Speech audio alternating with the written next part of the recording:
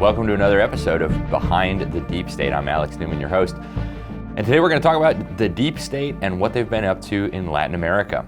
So I grew up in Latin America, so it's kind of like personal to me, if you will. And I want to start off, we could have picked other points, but I want to start off with Cuba, and the enslavement of Cuba under communist totalitarianism. And Cuba, is an especially close issue to me because I'm from Miami. So probably like half the population of my city is from Cuba. And while it's nice to have them there, it's good to have anti-communists in the area. You never know what the commies will be up to. It's very tragic that their homeland was enslaved and that they had to flee from their homeland. A lot of them risking their lives on these little, rubber dinghies and makeshift rafts that they created. So let's talk about what happened there. The reality is the Council on Foreign Relations, the globalist deep state entity based in New York that Hillary Clinton says she takes her orders from, and its agents within the U.S. State Department and the New York Times and other key institutions not only put Castro in power, but then later stabbed in the back the brave men and actually boys, some of them under the age of 18, who went to Cuba in the Bay of Pigs invasion to liberate their home country.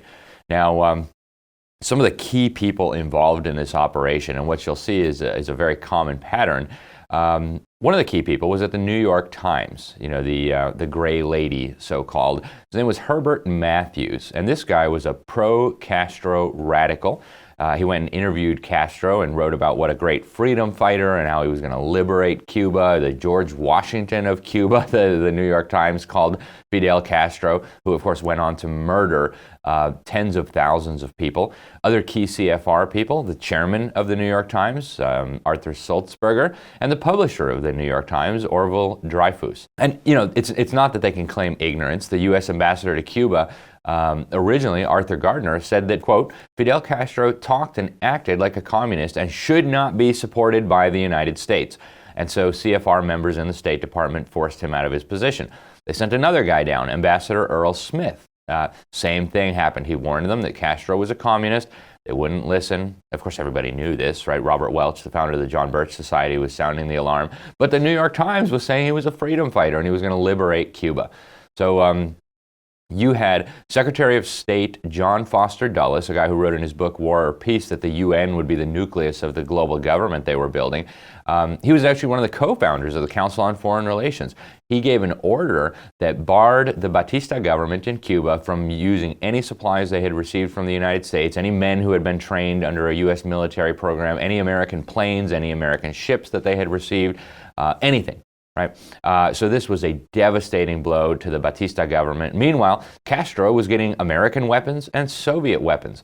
And so, faced with an enemy being armed by the U.S. and by the Soviet Union, with a complete lack of support, unable to even use his own military to defend his nation, he had to step down, and of course the communists took over. It was an absolute disaster. Tens of thousands of people were put up against the wall and shot. Farms were taken, businesses were stolen, the youth were put into these government brainwash camps to be brainwashed to love communism and Castro. And Ambassador Smith, who was the U.S. ambassador to Cuba, we spoke about him, actually came back and wrote a very detailed account of all this. It was the fourth floor, an account of the Castro Communist Revolution. And he wrote, quote, Castro could not have seized power in Cuba without the aid of the United States. American government agencies and the United States press played a major role in bringing Castro to power. He really should have talked about the Council on Foreign Relations. But he went on, he said, as the United States ambassador to Cuba during the Castro Communist Revolution of 57 and 59, I had firsthand knowledge of the facts which brought about the rise of Fidel Castro. The State Department constantly intervened, positively, negatively, and by innuendo, to bring about the downfall of President Batista, thereby making it possible for Fidel Castro to take over the government of Cuba. This is actually very similar to what happened in China, and maybe we'll save that for another episode.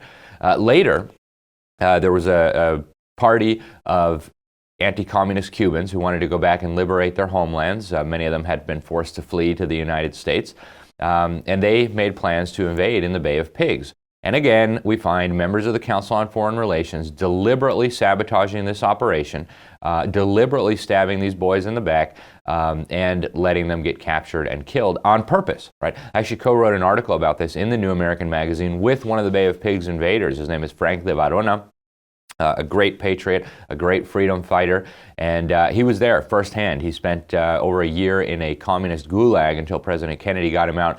But some of the people within the Kennedy administration who were responsible for betraying these boys and these men, U.S. Secretary of State Dean Rusk, member of the Council on Foreign Relations, White House Director of National Security McGeorge Bundy, another member of the Council on Foreign Relations, and of course UN's Ambassador to the UN, Adlai Stevenson, another member of the Council on Foreign Relations. They urged President Kennedy to cancel the airstrikes that were supposed to go along with the Bay of Pigs invasion. Obviously, you can't win this type of battle without airstrikes, so they literally ensured the defeat of these boys and these men that went to go liberate their homeland on purpose. And this allowed Castro to capture and kill those men and those boys. And of course, Cuba remained enslaved. Communism was given a massive victory. For what?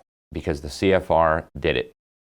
This continues to this day. In 2013, we actually wrote an article in the New American exposing a Castro apologist who was running the CFR's Latin America division. Her name was Julia Swig, S-W-E-I-G. She thanked convicted terrorists in her book. She was very close to the late tyrant in Havana, Fidel Castro.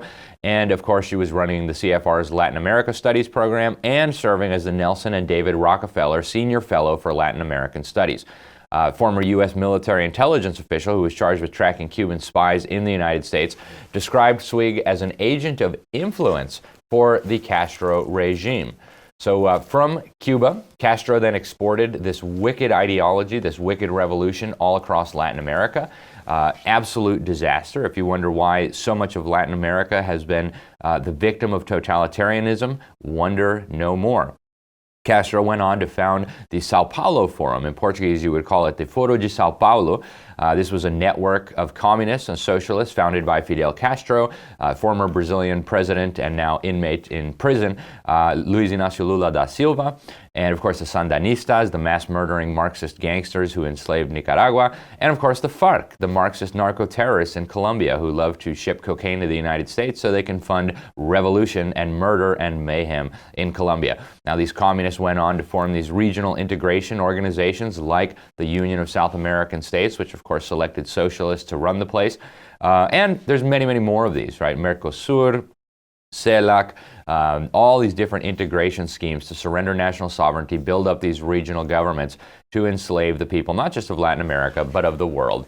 So we need to stop the deep state. We need to stop the deep state, not just in Latin America, but in the United States. And at the heart of this agenda is the Council on Foreign Relations. So we need to do everything we can to expose them, to oppose them, and to make sure that more innocent people are not victimized by this evil agenda. This is Behind the Deep State with Alex Newman. Make sure you like, subscribe, share, go to thenewamerican.com, and see you next week.